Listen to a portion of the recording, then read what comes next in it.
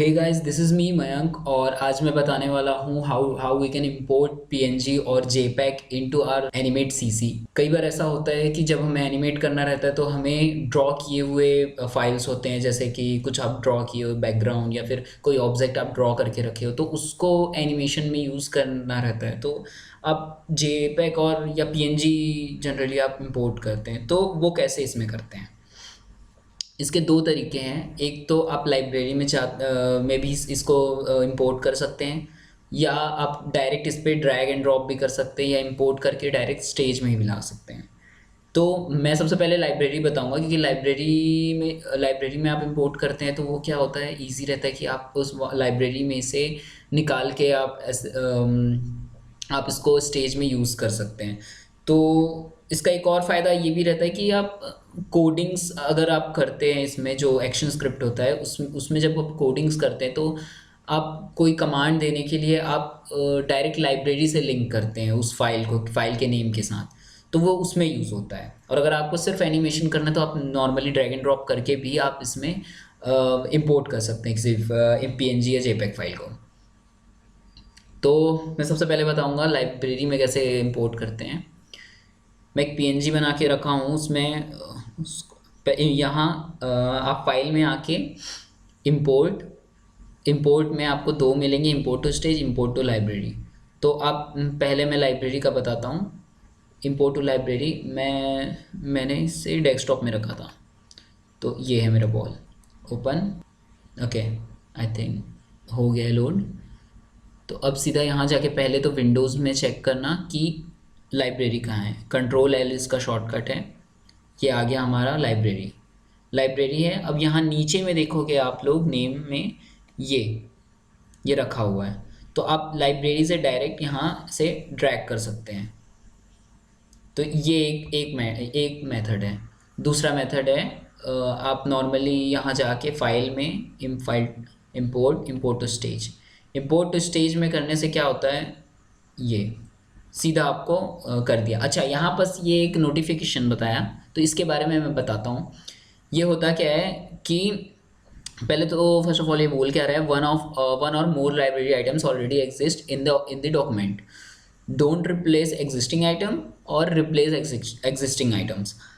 हुआ क्या है, मेरे पास लाइब्रेरी में पहले से सेम नाम का एक डॉक्यूमेंट था। डॉक्यूमेंट मतलब हमारा जो पीएनजी है उसको डॉक्यूमेंट ये रीड करता है सॉफ्टवेयर।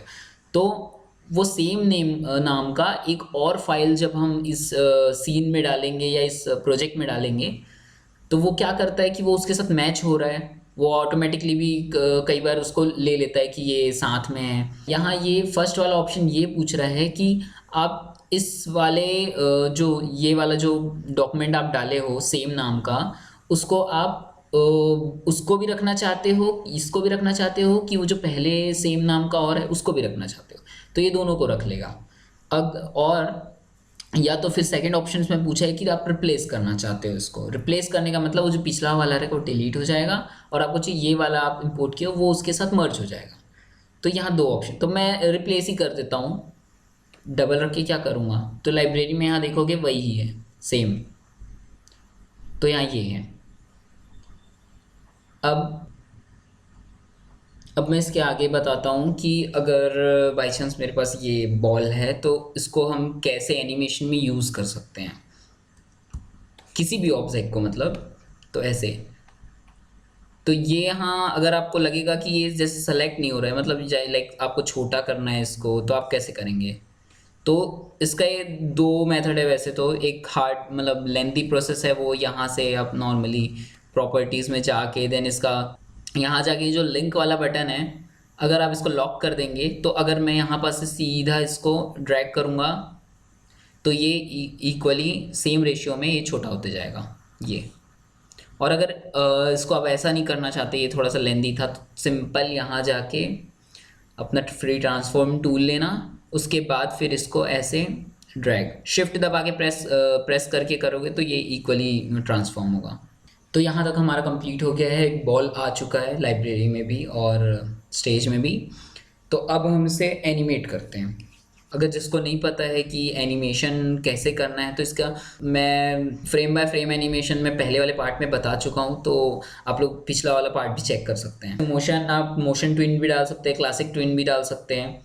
तो नॉर्मली मैं क्लासिक एनिमेशन में ही फ्रेम बाय फ्रेम में बता देता हूँ आपको, क्योंकि मैंने ऑलरेडी पहले ही इन तीनों ट्विन्स के बारे में ऑलरेडी मैंने वीडियोस बना चुका हूँ कि इसको एनिमेशन में कैसे यूज़ कर सकते हैं।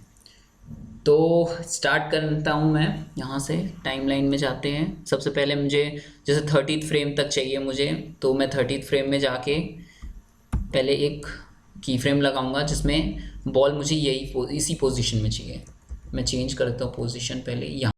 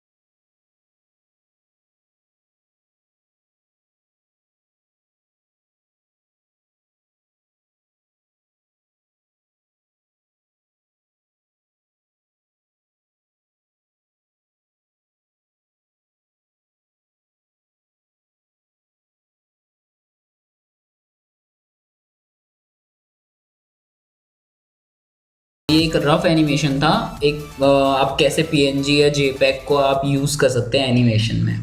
तो दोस्तों, आपको मेरा वाला ट्यूटोरियल कैसा लगा मुझे कमेंट बॉक्स में ज़रूर बताइएगा, और मैं चैनल पर सब्सक्राइब करने के बाद बेल आइकन दबाना बिल्कुल मत भूलिएगा। अगर आपको इसी सब्जेक्ट पे फुल प्रीमियम पेड ट्यूटोरियल चाहिए तो नीचे डिस्क्रिप्शन पे लिंक दिया हुआ है। आप मेरे फेसबुक पेज, व्हाट्सअप पेज और ट्विटर से भी जुड़ सकते हैं, सेम डिस्क्रिप्शन पे लिंक दिया हुआ है। सो तब तक के लिए दिस प्रवीदास साइनिंग ऑफ।